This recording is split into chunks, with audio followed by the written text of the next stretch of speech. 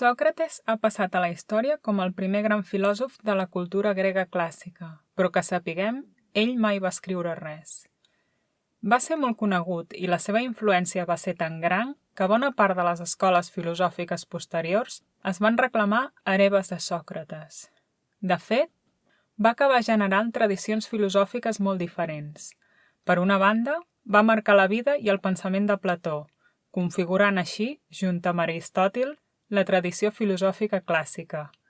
I per l'altra, molts deixebles seus van acabar fundant escoles de vida, algunes d'elles amb molts seguidors durant l'hel·lenisme.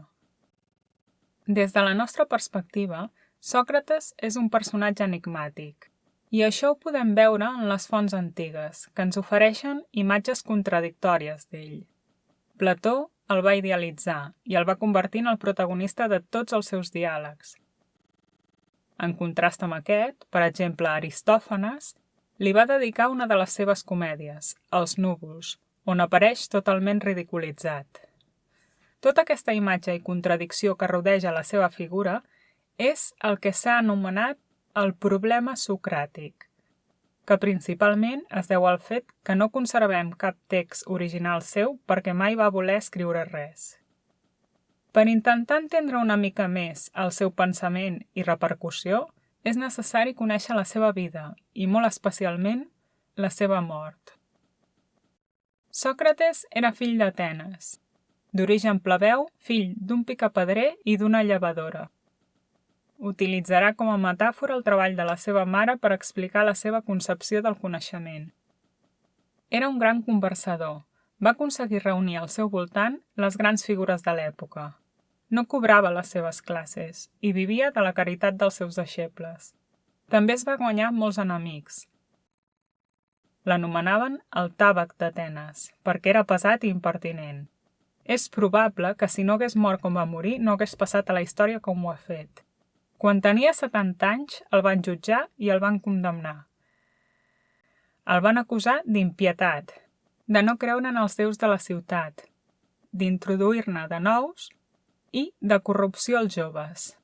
El judici de Sòcrates, narrat per Plató a l'Apologia, hauria estat un judici polític. Segons sembla, alguns nobles conservadors d'Atenes volien cridar-li l'atenció perquè els molestava la seva influència sobre molts joves. Volien desacreditar-lo, volien veure'l submís i donar-li una lliçó. Però en el judici, Sòcrates no es va espantar. No va acceptar l'acusació i va seguir mantenint la seva actitud. De fet, ho va fer tant que el van condemnar. El van deixar triar. O marxava o acceptava la mort. I Sòcrates va escollir morir a la polis. «Prefereixo morir a Atenes que viure exiliat», va dir. Sòcrates va ser condemnat a beure cicuta, un verí mortal, i aquest fet li va donar molt més poder. El va convertir en llegenda. Els filòsofs immediatament posteriors el van immortalitzar. La seva condemna va impressionar tant a Plató que li va marcar la vida. Va allunyar-se d'Atenes durant molts anys i quan va tornar mai va acceptar cap càrrec polític. A través de Plató, la influència de Sòcrates va quedar incrustada en la filosofia. De fet, va ser tan influent que, gairebé 2.500 anys després, Nietzsche va dir que Sòcrates era el culpable de la decadència de la societat occidental. Però, en què consistia el seu pensament? La filosofia socràtica és absolutament pràctica. Es preguntava per la justícia, pel bé, per la virtut, per la democràcia. En part, per això se'l considera el primer filòsof de la història, perquè va ser l'iniciador d'una nova branca de reflexió dins del pensament, l'ètica. Així tot, cal dir que no va ser el primer filòsof preocupat per temes ètics. Els pitagòrics, per exemple, ja havien intentat iniciar una reforma moral de la societat.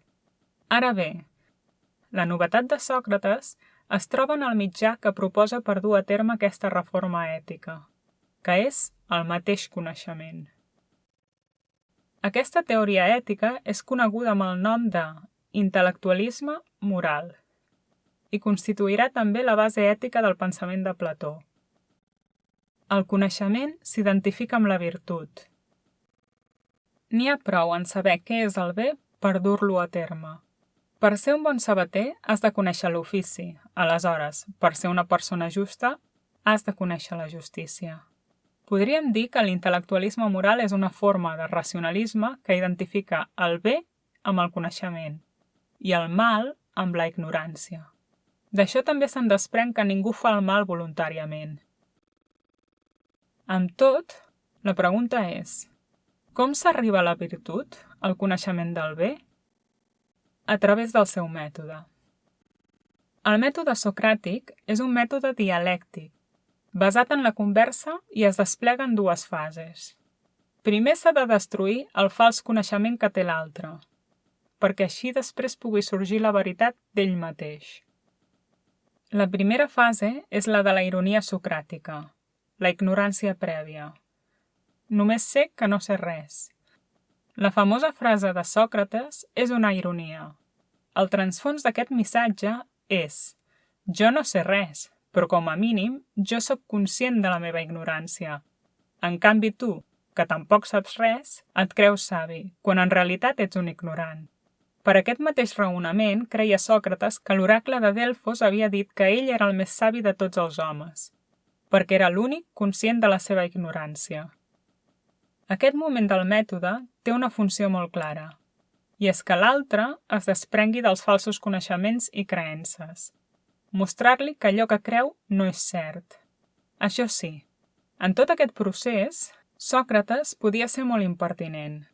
Mentre la gent parlava, tallava el discurs. Es presentava com un ignorant, feia preguntes curtes, els feia contradir i els posava en evidència. Era llavors quan la suposada humilitat es convertia en l'arrogància més absoluta. I és en part per aquest tipus d'actitud que també va ser molt odiat. En aquesta fase, Sòcrates es limitava a relativitzar i a criticar el discurs dels altres. I sovint per això se'l confonia amb un sofista més.